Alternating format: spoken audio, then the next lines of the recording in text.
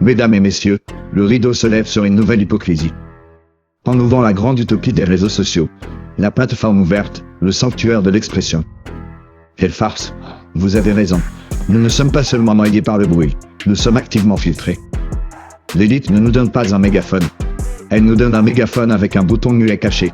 Et ce bouton, il est réglé pour une seule chose, le silence des vérités qui dérangent. Regardons la réalité en face, notamment sur les plateformes à contenu. Vous essayez de publier une analyse documentée sur la corruption étatique, sur la finance obscure, sur les mécanismes du pouvoir? Coupez, contenu sensible, non conforme aux directives communautaires, désinformation. Votre vidéo disparaît dans les limbes. Mais si vous publiez une vidéo d'une femme qui se trémousse en public dans une vulgarité assumée, voire comme vous le signalez, dans des mises en scène trash et provocantes. Ah, là, l'algorithme applaudit. C'est le plan parfait. L'élite a compris que la pornographie du futile est le meilleur agent de contrôle social. Elle censure le savoir, la pensée critique et l'information qui permet l'organisation. Elle récompense l'abrutissement, l'exhibitionnisme et la distraction sexuelle ou futile. Pourquoi? Parce que l'État n'a pas peur de la nudité. Il a peur de la nuance. Il n'a pas peur d'un fessier. Il a peur d'un électeur intelligent. L'algorithme n'est pas un code neutre. C'est un agent idéologique payé par le capital.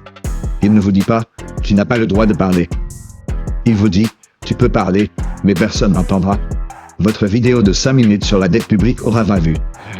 La vidéo du chien qui fait une grimace aura 2 millions. C'est un boycott invisible, une censure par la pertinence. On nous a appris à célébrer le droit de tout dire, mais le vrai pouvoir aujourd'hui, c'est le droit de distribution.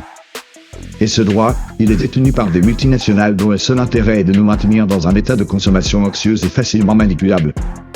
Pendant qu'on se fâche contre la censure, on ne voit pas la programmation de notre esprit. On pense avoir une discussion libre, mais on est juste en train de suivre le script qui nous a été servi à la virgule près. Le silence saturé est donc doublement efficace. Il filtre le contenu dangereux, la pensée. Il amplifie le contenu inoffensif, le bruit absurde. On nous laisse parler de futilité jusqu'à l'épuisement, jusqu'à ce que la moindre tentative d'intelligence soit perçue comme un buzzkill insupportable. Notre colère est acceptée, à condition qu'elle porte sur des sujets qui ne coûtent rien aux multinationales. Criez contre le voisin, criez contre une célébrité, criez contre une minorité, mais surtout, ne parlez pas des mécanismes du pouvoir. Nous sommes les victimes consentantes de ce grand troc.